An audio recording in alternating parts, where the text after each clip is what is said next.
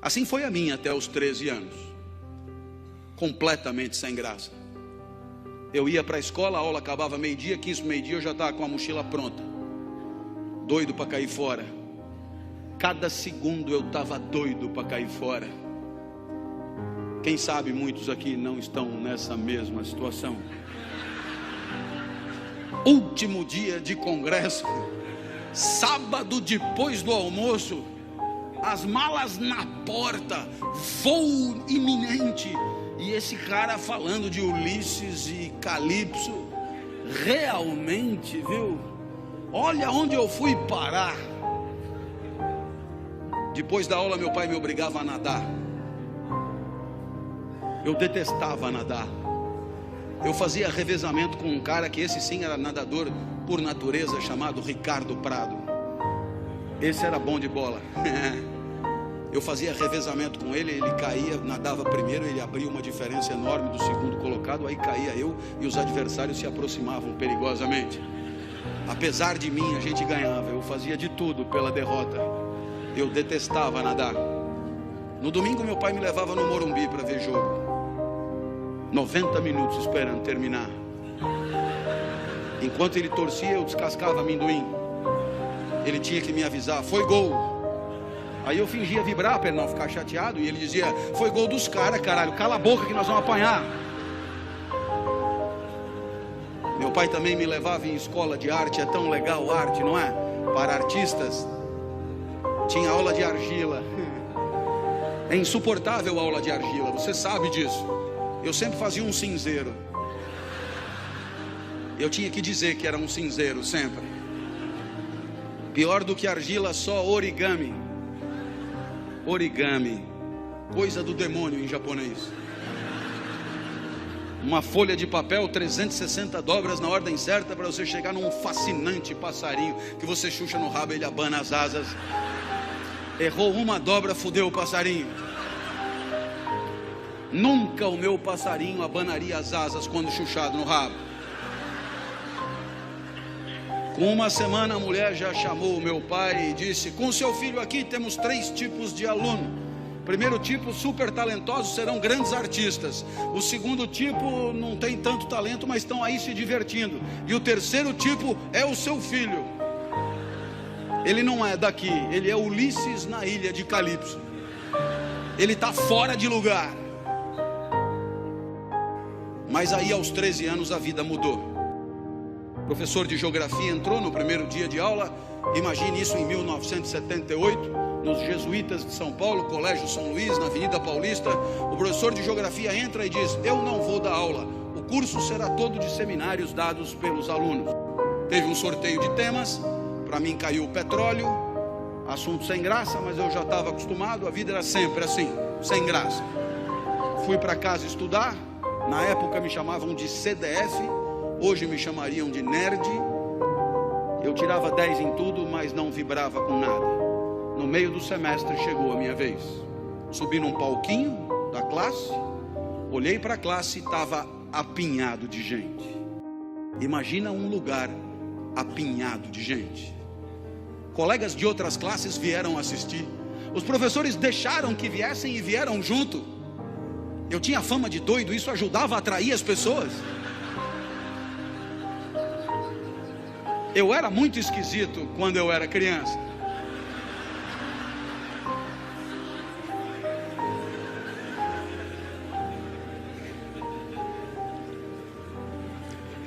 Eu sei o que você pensou, mas eu era muito mais esquisito quando eu era criança.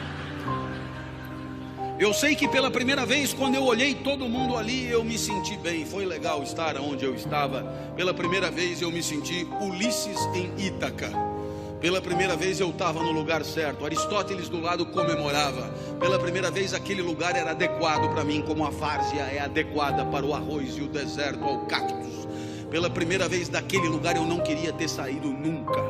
Para ter certeza que ia demorar o máximo de tempo possível, eu não começava. E olhava para todos em silêncio. Os colegas se cutucavam. Esse cara é mais doido do que eu imaginava.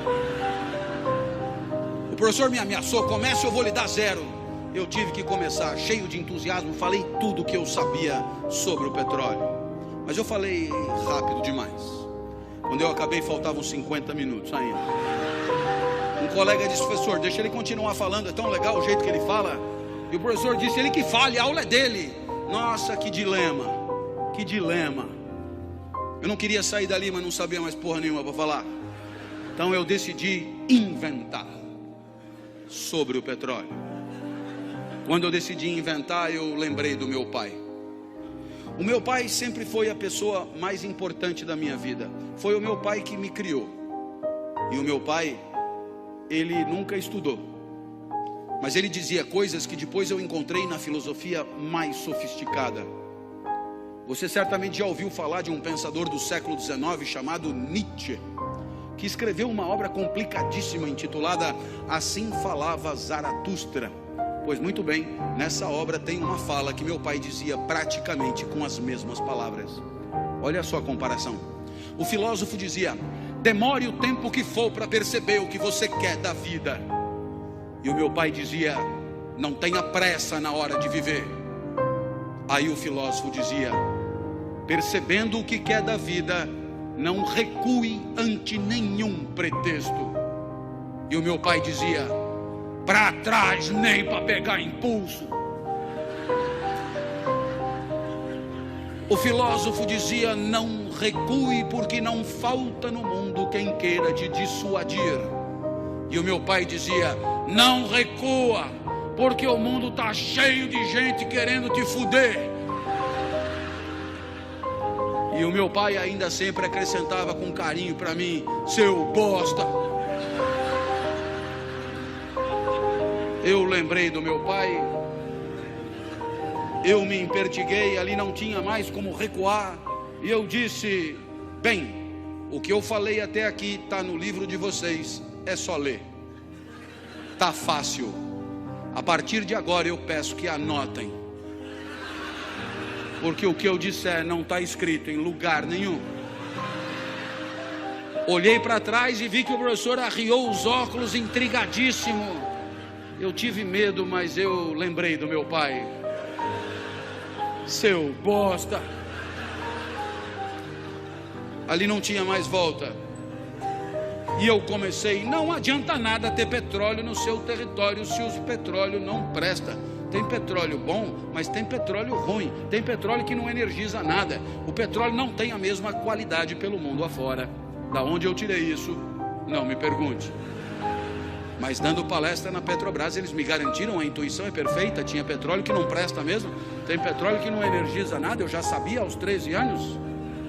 Então eu me levantei mais e disse: todo mundo sabe que o melhor petróleo do mundo é o petróleo da Romênia. Começaram a anotar. Eu achei fascinante que anotassem. Então eu expliquei: do norte da Romênia, claro, região da Moldávia. A Moldávia não existe. Eu tirei das aventuras de Tintim. Eu olhei para trás e vi que o professor balançava incrédulo. Ele não devia entender nada daquilo. Eu não sei nem onde fica a Moldávia. Esse cara não pode estar zoando com a minha cara. Eu vi que era hora de quebrar ele no meio, aproveitar a fragilidade dele. Perguntei: o senhor sabia disso? Ele olhou apavorado e disse: não, não sabia. Eu falei: então anota para aprender alguma coisa.